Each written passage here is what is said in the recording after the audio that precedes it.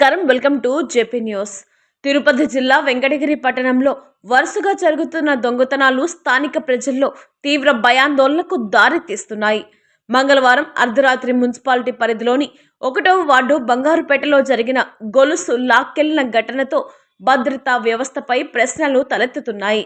బంగారుపేటలో స్థానికంగా నివసిస్తున్న మడకల మంజుల ఇంట్లో అర్ధరాత్రి సమయంలో ఇద్దరు గుర్తు తెలియని యువకులు చొరబడి ఆమె మెడలో ఉన్న బంగారు సరుణ్ణు బలవంతంగా లాగి తీసుకుని పారిపోయిన ఘటన సంచలనం సృష్టించింది.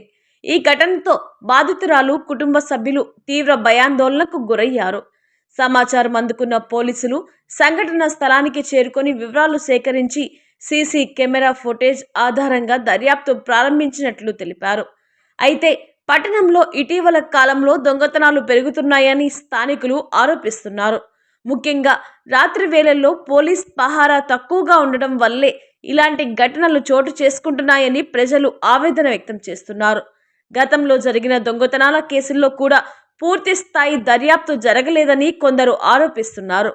ప్రజలు పోలీస్ శాఖపై ఆగ్రహం వ్యక్తం చేస్తూ పట్టణంలో రాత్రి పహారా బలపరచాలని, ముఖ్య ప్రాంతాల్లో సీసీ కెమెరాల పర్యవేక్షణ పెంచాలని డిమాండ్ చేస్తున్నారు.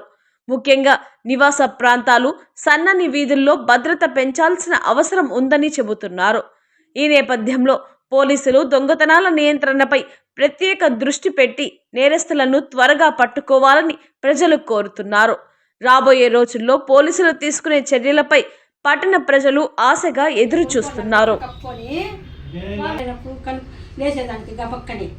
చీకట్లో లేకుండా లైట్ వేసి పెట్టి ఆ లైట్ తీసి గోడ మీద పెట్టేశాడు, చీకట్లో పెరికేశాడు. నేను నెలకు రావడమే దొంగ నడుస్తూ అంతే వెళ్ళాడు, లాక్కొని వెళ్ళాడు. నేను వాడానికి అన్నీ పరిగెత్తేసాను. మళ్ళీ మా ఆయన వచ్చినాడు, హాల్లో కొనుక్కోండి, చలిగా ఉంటుంది, నేను ఆడ కొనుక్కుంటాను అన్నాడు. మేమిద్దరు ఇలా కొనుక్కుంటానేమో, అట్లా నేను హాల్లో కొనుక్కుంటాను, నాకు చలిగా ఉంది అన్నాడు. ఆడ కొనుక్కుంటా నేను వెళ్ళాను.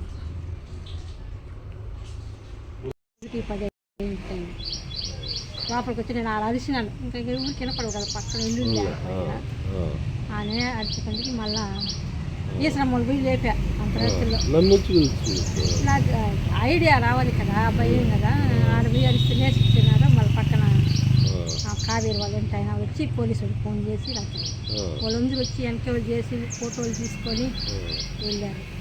తెల్లారికి రండమ్మా కంప్లైంట్ చేస్తే 10 గంటలకు రండి అన్నారా. సరే పోదాం 10 గంటలకి చెప్పి కంప్లైంట్ రాశాను. సరుడు సెల్ ఫోన్ 3,000 ఇద్దరు వచ్చింది.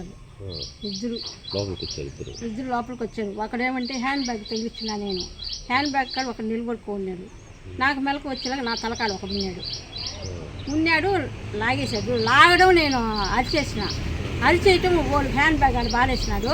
ముందు పరిగెత్తేశాడు ఒకడు. ఈ రెండో వాడు వెనకాల నేను పరిగెత్తిన, ఆ గేట్ లాగా పరిగెత్తిన. ఆడ పెట్టుకున్నాడు బండి చేసుకుని వెళ్ళిపోయాడు. అదే వాళ్ళు పెరగటం ఆయన.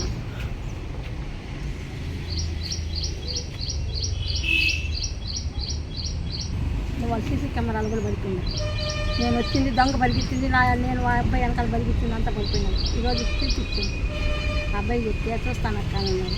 నేను 10 గంటలకు వస్తాను, అయితే కేసుని చూపిస్తాను, సిస్టంలో బాగా కనిపడతాను ఎవరైంది అని చెప్తాను.